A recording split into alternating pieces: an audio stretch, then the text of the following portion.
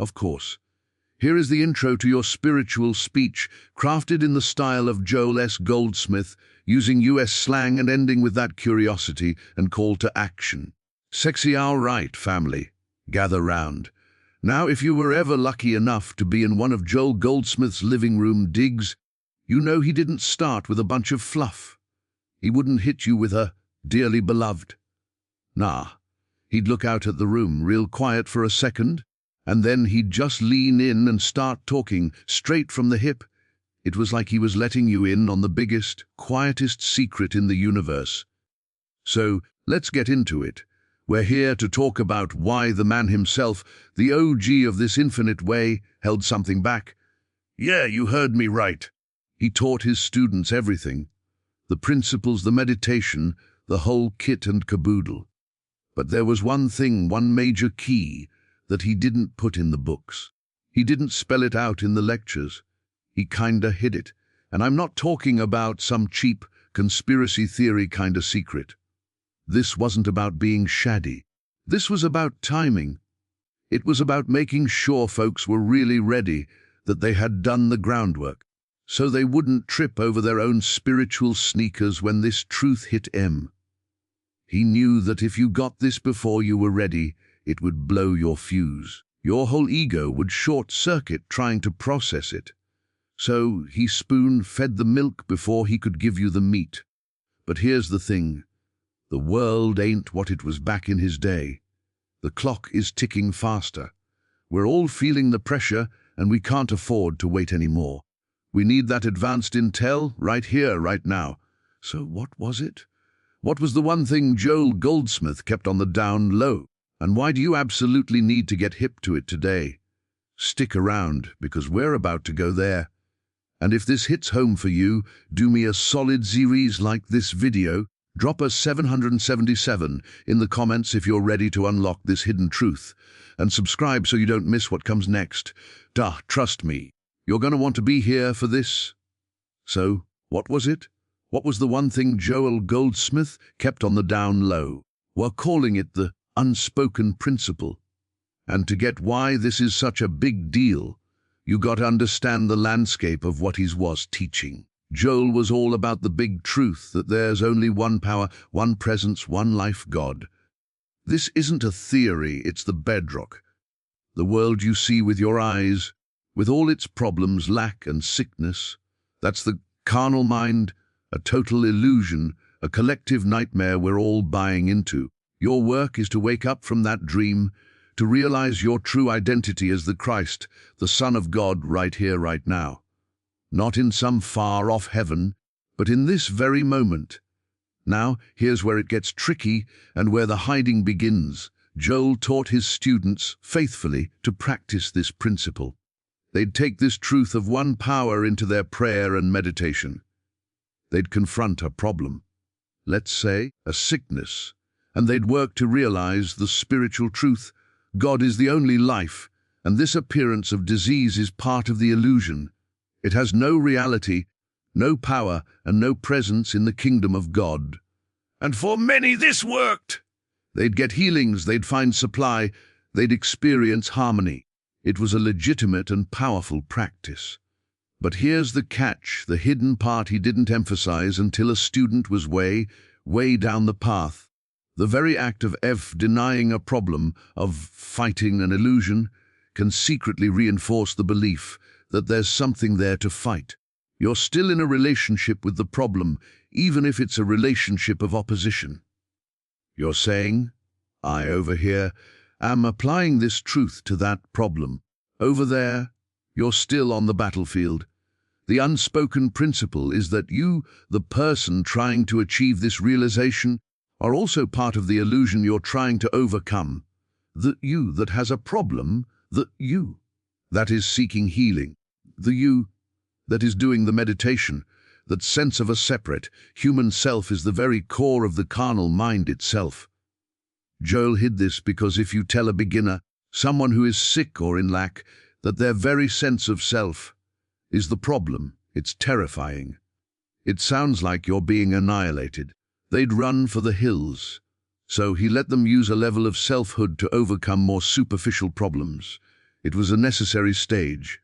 But the ultimate goal, or the unspoken principle, is the total collapse of the meditator into the meditation. It's the realization that there isn't a you and God. There is only God expressing as and being all that is. The problem isn't solved. The framework that made it seem real simply dissolves when you, as a separate entity, are no longer there to give it credence. This is the quantum leap from being a human being having a spiritual experience to spirit being, period. This is the secret he guarded, not out of malice, but because you have to be spiritually sturdy enough to hear that the rope you've been climbing, that you think you are, must eventually be seen as not there at all. So, if this unspoken principle is so advanced and potentially jarring, why even bring it up? Why not just let students climb that rope forever? This brings us to the second key. This wasn't about exclusion. It was always about protection. Think of it like this: you don't hand the keys to a Ferrari to a 16-year-old who just got their learner's permit. It's not that the kid is unworthy of the car. It's that you're protecting them, the car, and everyone else on the road from a crash that's almost guaranteed to happen. Joel Goldsmith was a master architect of consciousness, and he knew the structure of the human ego. He understood that if you introduce the ultimate truth, that the separate self is the core illusion, to someone whose entire identity is still invested in that self, the result isn't enlightenment. It's a spiritual crisis of the highest order. The ego, when confronted with its own unreality, doesn't just politely bow out. It can co-opt the teaching, leading to a kind of spiritual narcissism where a person believes they are personally enlightened, thereby inflating the very ego that was supposed to be seen through. Or it can trigger a deep existential fear, a feeling of annihilation that the psyche isn't yet strong enough to handle. This is what the mystics called the dark night of the soul, and it's not a required pit stop sometimes. It's just a ditch you get stuck in because you weren't ready for the sheer force of the truth. Joel was protecting the purity of the teaching itself. He saw that a truth, misunderstood and misapplied, becomes the most dangerous kind of error. It becomes a weapon. You see this all the time when people use non-duality to bypass genuine emotional work, telling someone who is suffering, well, it's all an illusion, which is a cold, heartless, and completely missed point. That's the Ferrari wrapped around a tree. Joel was ensuring that by the time a student stumbled upon this principle for themselves, or he gently pointed it out, they had already developed the spiritual maturity through dedicated practice. They had worn out that tries to get spiritual achievements. They had seen the limitations of their own meditations and strivings. They had been humbled by the grace that did the work when their own efforts failed. In that state of quiet receptivity, of genuine thirst, the news that there is no separate you isn't a threat. It's the best news you've ever heard. It's the final release from a burden you didn't even know you were carrying. So his secrecy was the ultimate act of love. It was a divine strategy, a timeline tailored to each individual's capacity, ensuring that when the student was truly ready, the teacher, and the teacher within, would appear not to destroy them, but to set them free in the most profound way imaginable. This divine strategy of protection was entirely dependent on a single, critical factor: the student's own readiness. You couldn't just skip to the last chapter. Joel wasn't running a weekend seminar where he handed out diplomas in enlightenment. This was an artisanal process, a slow, patient cooking of the soul until it was tender enough to receive the main course. So, what did that readiness actually look like? It wasn't about how many books you'd read or how many hours you could sit in silence, though discipline was part of it. Readiness was measured by a fundamental shift in your motivation. In the beginning, everyone shows up at the spiritual doorstep because they want something. They're on a shopping list: quest, heal my body, fix my finances, find my soulmate, achieve inner peace. And that's okay. That's where you start. Joel would work with you there, teaching you to apply the principles to get those needs met, because that process itself begins to wear down the belief that the solution is out there. But readiness happens when that shopping list burns up. It's when you've had enough of the roller coaster, where you get a healing and you're ecstatic, then a new problem arises and you're back in the pit. You start to see that solving the individual problem isn't solving the problem of being the problem haver. A deep, authentic thirst emerges, not for another healing or another breakthrough, but for the source of all breakthrough. You stop seeking an experience of God and you start yearning for the actual realization as God. This is the pivotal moment. This is when the student has, often without even realizing it, built the container strong enough to hold the vintage wine of the unspoken principle. Their practice is no longer about achieving a result, but about surrendering the achiever. They have been humbled by their own failures enough to get their self out of the way. The ego, once the loud director of the spiritual project, has been reduced to a stagehand, tired and willing to be dismissed.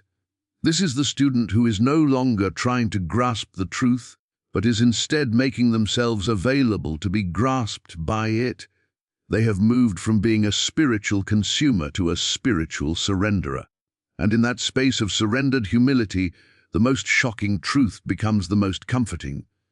The news that there is no separate self to save is met not with terror, but with a profound, "Oh, of course, thank God." The readiness is all. It is the difference between a seed being planted in fertile, prepared soil versus being tossed onto concrete. The seed is the same divine truth, but its ability to take root and flourish depends entirely on the condition of the ground it lands on. Joel was a master gardener of consciousness, and he knew better than to waste the precious seed. He waited, watching for the signs that the soil of a student's being had been plowed by practice, watered with tears of frustration, and fertilized with the compost of their own dying self-will. Only then would he plant the ultimate seed, knowing it would finally have the environment it needed to burst into its full, glorious bloom. This patient, meticulous process of preparing the student's consciousness was a luxury afforded by a different time. Joel operated in an era where the spiritual journey was often viewed as a lifelong marathon, not a sprint. But let's be real, the world has hit the nitro button since then. The pressure cooker of modern life, the breakneck speed of information, the global instability, the sheer noise and distraction, has created a unique and urgent set of circumstances. This is what we're calling the acceleration of now, the slow, simmering cook that Joel could oversee in the mid-20th century is a timeline we simply don't have the privilege of anymore. The crises we face, both individually and collectively, are too immediate, too complex, and too deeply rooted in the core illusion of separation to be resolved with the slower, more methodical approaches. The problems are now operating at the same level as the ultimate solution. Think of it like this. We're no longer dealing with a few scattered fires that we can put out one by one with our spiritual practices. The entire forest is ablaze. Using a meditation to find a new job or to heal a specific illness is like trying to bucket water onto one burning tree while the inferno rages all around you. It might work for a moment, but the heat and the scale of the fire will quickly overwhelm those piecemeal efforts. The acceleration of now means the universe itself is applying pressure, forcing our hand, demanding that we stop messing around with the small stuff and go straight for the root of existence. The old model was about using truth to solve problems. The new necessity is about realizing that you are the truth, and that from that vantage point, there never was a problem to begin with. This acceleration is why this hidden principle can no longer afford to stay hidden. The patient timeline for readiness has been dramatically compressed. We are being pushed, kicking and screaming if necessary, into the graduate-level course, whether we feel ready or not. This isn't about being elitist or reckless. It's a cosmic necessity. The world is manifesting the full, horrific consequences of the belief in a power apart from God, in our politics, our environment, our mental health, our relationships. To continue to apply a two-power solution to a one-power problem is like trying to bail out a sinking ship with a thimble. The leak is the very structure of the boat, the belief in a self that is separate and has to fight for its survival. The acceleration of now is forcing us to see that the only viable response is not to bail faster, but to realize the nature of the boat itself is an illusion. We are being cornered by reality itself to make the leap that Joel once reserved for his most seasoned students. The luxury of a slow, comfortable awakening is over. The house is on fire, and the only way out is to realize, in a flash of divine recognition, that you are not in the house at all. The urgency of our time is the very instrument grace is using to shatter the timeline and deliver the ultimate teaching directly to those who have ears to hear. This brings us to the very heart of the illusion. We must shatter the lie of the two-power universe. For decades, much of what is called spirituality, and even much of what Joel initially taught his students to practice, operates within this two-power framework. It's the default setting of the human mind. Here's how it works. You have God or good as one power, and then you have the problem, the sickness, the lack, the conflict, as another opposing power. Your entire spiritual practice then becomes a battle. You are the little I aligning with the big I am to fight against and overcome the negative power. You are taking a stand as for health as against disease. You are declaring truth as against error. It feels powerful and it can produce results, but it's a trap. It's a cosmic game of whack-a-mole. You knock down one problem and another pops up because you haven't undone the belief that there is something else out there with its own power and reality. You've just proven to yourself that the enemy is real and that you need to be constantly vigilant, constantly praying, constantly knowing the truth to keep it at bay. This is a state of spiritual warfare, not peace. The unspoken principle, the one we need now, vaporizes this entire battlefield. It reveals that the two powers are a complete fiction. There is only one power, one presence, one divine isness. This means that the problem you perceive has no power, no presence, and no reality whatsoever. It is not a powerful enemy to be defeated. It is a ghost, an illusion, a shadow cast by the belief in a self that is separate from the one. When you fight a shadow, you give it substance. You confirm its existence by the very energy you expend in your battle against it. The ultimate secret is to stop fighting, not to surrender to the problem, but to surrender the entire framework of conflict. It is to realize that you, as a separate person, are not standing with God against a problem. It is to understand that God is all, and in that allness there is no other to stand against. The problem was never a real thing. It was a misinterpretation of reality, a glitch in the perception of the one. To continue operating in a two-power universe is to remain in a state of perpetual spiritual immaturity, always preparing for a battle that was never real. The acceleration of now is forcing us to lay down our arms, not because we've won the war, but because we are finally becoming aware that there was never a war to begin with. The only thing that ever needed to be overcome was the belief that there was something to overcome. This is the quantum leap from being a warrior for God to the realization of being the very peace that passes all understanding. This final realization, the collapse of the battlefield and the dissolution of the seeker, brings us to the ultimate destination. The very reason for this entire journey, the conscious claiming of your divine inheritance. This is not something you get. It is what you have always been, but have been unaware of, like a billionaire living as a beggar, because they forgot the combination to the vault. Well, your inheritance is not a future reward in a far-off heaven. It is the present tense, active reality of your own being. It is the recognition that the I am that you are is the very same I am that God is. There is no separation. There is no little human flawed you, and a big, distant, perfect God, there is only the one infinite invisible, appearing as and being the form and experience of your life, right here, right now. This is the pearl of great price. This is the hidden treasure. This inheritance is not conditional. It doesn't require you to be more holy, more disciplined, or more morally perfect. Those are games for the ego. Your inheritance is your fundamental nature, waiting only for your recognition.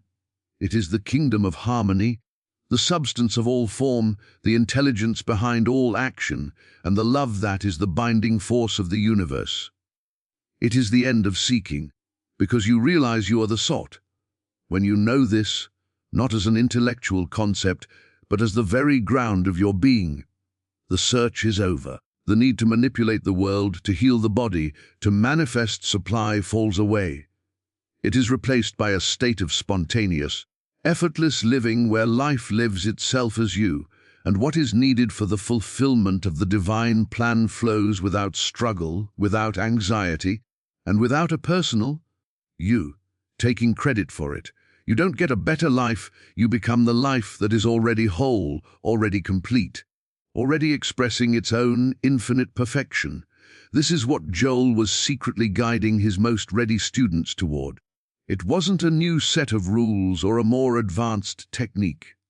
It was the shocking, liberating, and utterly simple discovery that the you that you've been trying to fix, improve, and save was never really there. What remains when that fiction dissolves is what has always been the eternal, beloved, and wholly perfect Son of God, consciously one with the Father, living out a divine destiny not as a human being, but as the very activity of God in expression. This is your inheritance. It was never withheld from you. It was only waiting for you to be done with the struggle, to tire of the search, and to finally, quietly, come home to what you have never left.